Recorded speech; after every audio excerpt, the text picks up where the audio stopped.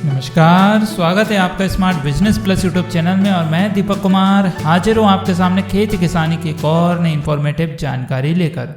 दोस्तों, लौकी की उन्नत खेती कैसे करें? यदि आप भी सितंबर अक्टूबर महीने में लौकी की खेती करना चाहते हैं और वह भी हाइब्रिड लौकी की खेती, हम आपके लिए नर्सरी से लेके हार्वेस्टिंग तक की पूरी A to Z इन्फॉर्मेशन देंगे। कृपया वीडियो में लास्ट तक बने रहिए।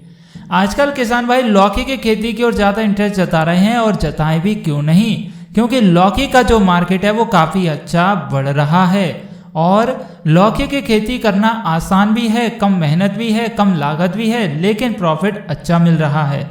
तो आइए जानते हैं कि लौकी की खेती करने के लिए सबसे पहले आप लौकी की खेती कब कर सकते हैं। तो देखिए, लौकी की खेती 12 महीने में कभी भी कर सकते हैं, लेकिन आपका दिसंबर जनवरी के महीने में इसका जर्मिनेशन मुश्किल से हो पाता है, तो वो आपको ध्यान देना पड़ेगा। अदरवाइज 10 महीने में कभी भी आप कर सकते हैं। यदि आप अक्टूबर नवंबर में भी लगा देंगे तो आपका अच्छे से ये ग्रो हो जाएगा, जर्मिनेशन भी काफ़ी अच्छे से हो जाएगा और जनवरी फरवरी में आपका आराम से ये चल भी जाएगा। ठीक है, तो सबसे पहले हम बात कर लेते हैं लौकी की खेती करने के लिए उन्नतशील किस्में कौन कौन सी है। तो देखिए, लौकी की खेती करने के लिए बहुत सारी किस्में आती है हाइब्रिड की, देसी। आपके लिए जो किस्में चाहिए वो आप ले सकते हैं, जैसे कि कोयम्बटूर वन हो गई, अर्का बहार, पूसा समर, पंजाब गोल, कोमल, पूसा संदेश, लंबी हरी, कल्याणपुर, आज़ाद हरित, नूतन, फिर नवीन आती है, पूसा समर आती है, नरेंद्र आती है और भी कई तरह की किस्में आती हैं। अलग अलग प्राइवेट कंपनियां भी बहुत सारी निकाल रही है। तो आपके यहाँ मौसम में जो अच्छे से फलीफूट हो जाए आप वही लीजिएगा। आप जिस दुकान से ला रहे हैं उससे पूछिएगा, भाई हमें हर पत्तेदार में लगनी चाहिए वो वाली अच्छी से अच्छी वेराइटी दीजिए, क्योंकि यदि अच्छा फल लगा तो हम दोबारा फिर आपसे ले जाएंगे। ये नहीं कि एक बार ले गए तो दोबारा आने का नाम ही नहीं लें। ठीक है, तो आप इस हिसाब से लेकर आइए। तो हाइब्रिड जो किस्म आपको अच्छी मिल जाए वो लेकर आइए। तो देखिए, लौकी की खेती 2 तरीके से होती है। पहला तरीका तो यह है कि आप डायरेक्ट सीडलिंग कर सकते हैं, बीजों को लगा सकते हैं। दूसरा तरीका है नर्सरी लगाकर। अब आप कहेंगे कि लौकी तो बेल वाली फसलें, इसकी भी नर्सरी तैयार होती है क्या? बिल्कुल होती है। और यदि आप अब डायरेक्ट खेतों में लगाएंगे ना तो उसमें कम से कम 15-20 दिन डिले हो जाती है। अब उसका क्या है कि 10 से 12 दिन तो 8-10 दिन तो उसका जर्मिनेशन होने में लगेगा। फिर जब बेल बनेगी तो 10-12 दिन लगेंगे, तो लगभग 20-25 दिन का डिले हो जाता है। और यदि आप नर्सरी लगाएंगे तो 2 दिन में आपका बीज अंकुरित हो जाएगा, तीसरे दिन जमीन से बाहर और 8 से 10 दिन में आपकी बेल चालू हो जाएगी। तो फिर आप खेत में लगा दीजिए। कम से कम 15 दिन का डिफरेंस पड़ जाता है, अंतर पड़ जाता है। जो फसल आपकी 50 से 60 दिन में चालू होने वाली थी वो 35 से 40 दिन में चालू हो जाएगी हार्वेस्टिंग के लिए। 45 दिन में तो कन्फर्म है आपका ये फल तोड़ाई के लिए चालू हो जाएगा। ठीक है, बस तरीका आपके लिए नर्सरी वाला अप्लाई करना पड़ेगा। कैसे करना है? तो देखिए, लौकी की नर्सरी तैयार करने में सबसे पहले किसान को अच्छी किस्म का बीज चुनाव करना होगा, जो कि आप कर ही लेंगे। नर्सरी पौध तैयार करने के लिए छोटे पॉली बैग या प्लांट ट्रे का प्रयोग कर सकते हैं। मार्केट में प्लांट ट्रे भी आती है, ऑनलाइन भी ले सकते हैं। Amazon, Flipkart, just dial, India mart से बहुत सारे सेलर्स बेचते हैं, वहाँ से प्लांट पॉली ट्रे ले सकते हैं। सस्ती आती है, किलो के भाव मिलती है। ठीक है, या फिर नर्सरी पौध तैयार करने के लिए आप छोटे पॉली बैग भी ले सकते हैं। मिट्टी की तैयारी के समय अच्छी जैविक खाद व जीवाश्म वाली मिट्टी को काम में लेना है। छोटे पॉली बैग या प्लांट ट्रे में मिट्टी को भरकर प्रत्येक बैग में एक बीज हल्का गहरा दबा दें और बीज लगा देने के बाद छायादार और हल्की धूप आने वाले स्थान पर रखकर हल्के से पानी की सिंचाई कर दें। लेकिन बीज को लगाने से पहले आप क्या करेंगे, थोड़ा सा गर्म गुनगुना पानी लेंगे, उसमें बीज को डाल देंगे। रात को डाल देंगे, सुबह तक देखेंगे तो बीज एकदम फूल जाएगा आपका। फिर उसको अगले दिन किसी कपड़े में लपेट कर रख दीजिए शाम तक। तो फिर देखेंगे कि आपका जो बीज है 24 घंटे के अंदर चटक चुका है और उसमें अंकुरन निकलने की प्रोसेस शुरू हो चुकी है। तो आप उस बीज को लगाएंगे पॉली ट्रे या पॉलीथीन बैग में, तो वो अच्छे से ग्रो कर जाएगा। और यही तरीका आप खेतों में भी अप्लाई कर सकते हैं। तो ऐसा करेंगे तो आप देखेंगे कि 10 से 12 दिन में ही आपका जो पौधा है वो 4 से 5 पत्तियों के साथ तैयार हो चुका है। और जब पौधा आपका 4-5 पत्ती का लेकर तैयार हो गया है तो आप उसको खेत में ट्रांसप्लांट कर दीजिए। ठीक है ना। और लौकी की खेती के लिए उपयुक्त मिट्टी और जलवायु की बात करें तो इसके लिए समशीतोष्ण, गर्म एवं आर्द्र जलवायु उत्तम है। लौकी की खेती करने के लिए विभिन्न प्रकार की भूमियों में इसकी सफल खेती की जा सकती है। अच्छे उत्पादन के लिए जीवाश्म युक्त, उत्तम जल निकास युक्त दोमट मिट्टी, बलुई दोमट मिट्टी, हल्की मिट्टी, चिकनी दोमट मिट्टी आदि, आप जो भी मिट्टी है इस तरह की, उसमें आप लौकी की खेती आराम से कर सकते हैं। बात करें खेत की तैयारी की तो लौकी की खेती करने के लिए मिट्टी पलटने वाले हल से 2 से 3 अच्छे से जुताई कर लीजिए। कल्टीवेटर या हैरो कृषि यंत्र लगाकर खेत को समतल करके पाटा लगा लीजिए। फिर आपके पास इसमें 2 तरीके आते हैं इसकी खेत की तैयारी करने के लिए। पहला तो डायरेक्ट क्यारी बनाइए, उसकी डोलियों किनारे आप इस लौकी के पौधे को ट्रांसप्लांट कर दीजिए, या फिर बेड़ बनाकर लगा सकते हैं। बेड़ बनाकर लगाएंगे तो फिर आपको सिंचाई करने में दिक्कत आएगी, तो उसमें आपके लिए क्या करना पड़ेगा, ड्रिप इरिगेशन का इस्तेमाल करना पड़ेगा, जो टपक सिंचाई हम बोलते हैं उसका इस्तेमाल करना पड़ेगा।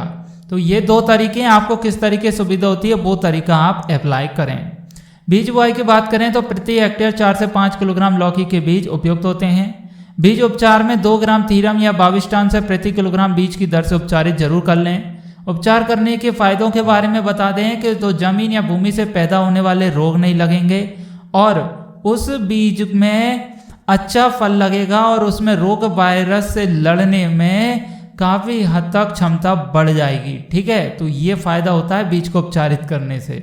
रोग वायरस नाम मात्र में लगते हैं। फिर उसमें बुआई के तरीके की बात करें तो बुआई के लिए 3 से 4 मीटर की दूरी पर 1 मीटर चौड़ी बनी नाली में दोनों मेड़ों पर अंदर की ओर 50 से 60 सेंटीमीटर के अंतराल पर बीज या फिर पौधों की मेड़ों को 1 से 2 ऊंचाई पर बुआई करनी चाहिए। बीज बुआई करने के बाद बेड पर सड़े गोबर की खाद थोड़ी थोड़ी ऊपर से ढक देनी चाहिए, जिससे गर्मी पाकर बीज जमा बच्चा हो सके और जल्दी ग्रो भी कर सके। यह केवल जायद की फसल के लिए है क्योंकि इस समय तापमान कम रहता है।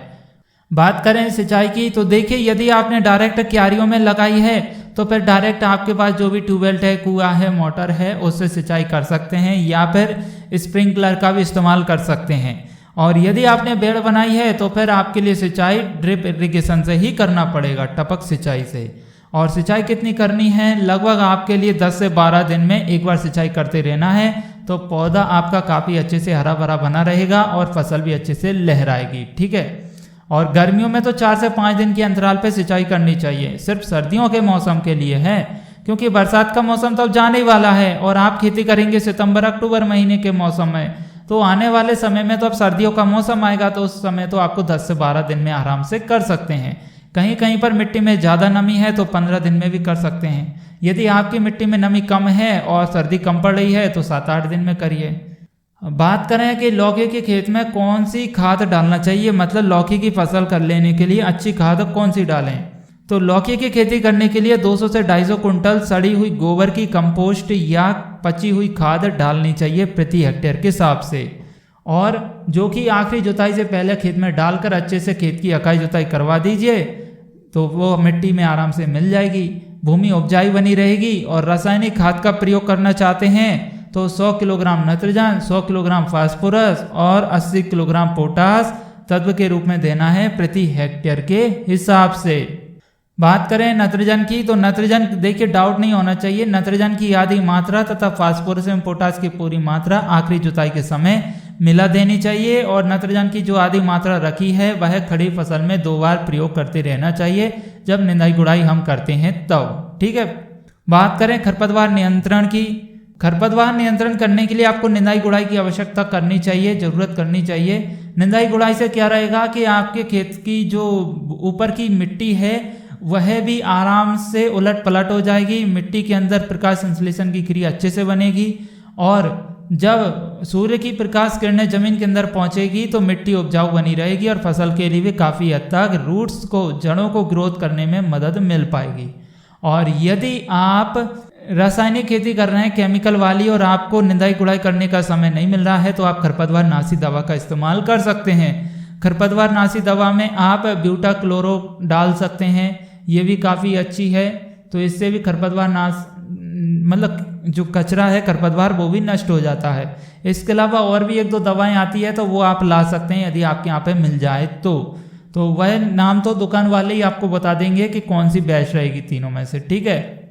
तो इस तरीके से आप किसान भाइयों लौकी की खेती कर सकते हैं। जब इस विधि से आप लौकी की खेती करेंगे तो 40-50 दिन के अंदर ही आपको खेतों में फल दिखना चालू हो जाएगा, और कई किसानों ने तो 50 दिन में तोड़ाई भी चालू कर दी है। तो ये काफ़ी अच्छा है। यदि आप इस विधि से टेक्निक अपनाते हैं, ये विधि अपनाते हैं, तो बहुत जल्द ही आप हार्वेस्टिंग के लिए तैयार हो जाएगी। फसल कटाई कब होगी, बाजार में किस प्रकार की आपके यहाँ पर लौकी बिकती है, डिमांड किस तरह की है, उसी टाइप की लौकी की तोड़ाई करनी है। समय आपका 40, 50 और 60 दिन में तो आराम से चालू हो जाता है फल तोड़ाई के लिए, ठीक है। इस तरीके से आप तोड़ाई कर सकते हैं। और इसमें कुछ रोग भी लगेंगे, कीट भी लगेंगे, तो क्या करेंगे, तो देखिए इसमें चूनी फफूंदी रोग लग जाता है, फल की मक्खी लग जाती है, और फ्लाई लग जाती है, लाल कीड़ा लग जाता है, रेड पम्पकिन बिटल जिसे बोलते हैं, इस तरह के कीट लग जाते हैं। कुछ रोग भी लग जाता है, जैसे उकटा हो गया इसमें। तो पौधे की देखभाल कैसे करेंगे आप, तो आपके लिए एक तो रोगों से बचाना है, इसको चूड़ी फफूंदी और मरोड़िया कुकड़ा रोग से बचाना है, तो खरपतवार नहीं होने देना है। इसके लिए समय समय पर आपके लिए सिंचाई और खरपतवार नियंत्रण करते रहना है। 20 से 25 दिन के अंतराल में निराई गुड़ाई करते रहें। समय समय पर खेत में फसल की देखरेख करते रहें। किसी भी प्रकार के रोग और कीटों का प्रभाव हो तो जल्द से जल्द उसका उपचारित करें। और बेलों को आप तारवास करके ऊपर भी लटका सकते हैं, जिस प्रकार वीडियो में देख रहे हैं उस प्रकार उसी तरीके से आप ऊपर भी लटका सकते हैं तारवास से, ताकि आपकी जो फल तोड़ाई में दिक्कत ना आ सके और ज़मीन पूरी खाली बनी रहे और आपको चलने फिरने में दिक्कत भी नहीं आए। किसी भी तरह का रोग या वायरस आता है तो आप कीटनाशी दवा का इस्तेमाल करिए, और किस रोग में किस कीट में कौन सी दवा काम करेगी वो भी हम बता देंगे आपके लिए। लेकिन यदि जैविक खेती करना चाहते हैं तो हमने बहुत सारी दवाएं बनाना सिखाया है, तो आप चैनल पर जाकर देख सकते हैं। तो इस प्रकार आप देखभाल कर सकते हैं। तो उम्मीद है किसान भाइयों आपके लिए वीडियो में दी गई जानकारी पसंद जरूर आई होगी। वीडियो यदि अच्छी लगी है तो आप वीडियो को लाइक जरूर करिए और शेयर करिए, ज़्यादा से ज़्यादा किसान भाइयों तक पहुँचे और वह भी अपने लिए अच्छी जानकारी प्राप्त कर सके। आपको खेती में किस तरह की दिक्कत आ रही है कमेंट कर सकते हैं, और हमारे चैनल को सब्सक्राइब करके घंटी जरूर दबाएं। चलिए मिलते हैं अगली वीडियो में ऐसी जानकारी लेकर, तब तक के लिए हमें दीजिए इजाजत। नमस्कार, जय हिंद, जय भारत, वंदे मातरम, भारत माता की जय।